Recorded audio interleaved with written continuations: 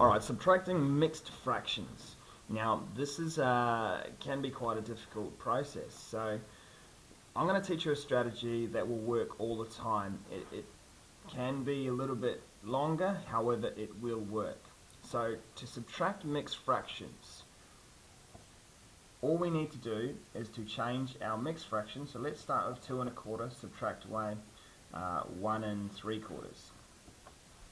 Now, to subtract away these fractions, we don't want to use the same technique as adding, where we go 2, subtract away 1, then 1/4, subtract away 3/4. In this case, it won't work.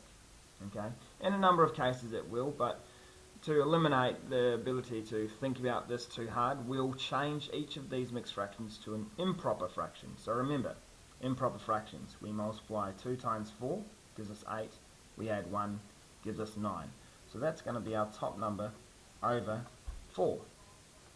We're going to subtract away 1 4 is a 4, plus 3 is 7, 7 over 4. Alright, so remember, we have 2 wholes that are split into 4 parts per each one. That's why it's 8, and then we have 1 more to add on there.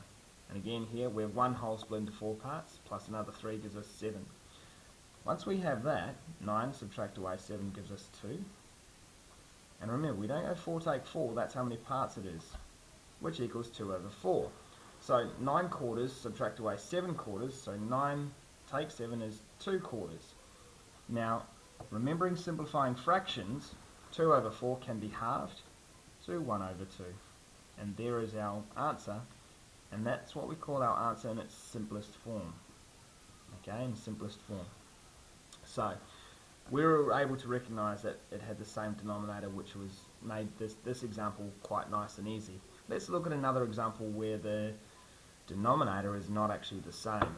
So, let's take 3 and 1/5, subtract away 1 and 2/7. This looks quite difficult. We don't have a calculator. We need to do this all without a calculator. So, again, change each of these fractions into an improper fraction. So, 3 wholes split into 5 parts per each one, which gives us 3 times 5 is 15, plus an extra 1 gives us 16 over 5.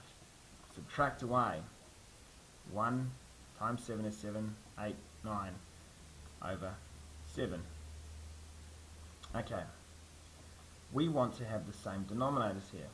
So, in order to do this, we want to maybe multiply 5 and 7 together to give us 35.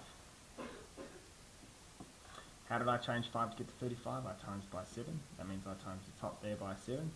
And that there will give us 112 on top. 7 times 5 gives me 35 on the bottom, so I times the top by 5, which gives us 45 on the top. Now all I need to do now, I've got the denominators that are the same. I subtract away these 2 denominators, which gives us 67 out of 35. Now, our answer here is in an improper form. We can do 2 things. We can change that to a proper form, to a mixed fraction, or we can keep it as an improper. It depends on what the question is asking for you to do. So, let's just keep this, in this case, as a improper fraction, and we'll leave it as this. So again, let's recap this. 3 and 1/5 minus 1 and 2/7. We changed it to an improper fraction. We made the denominators the same. Alright, and then we subtracted them. Okay, there is subtracting mixed fractions.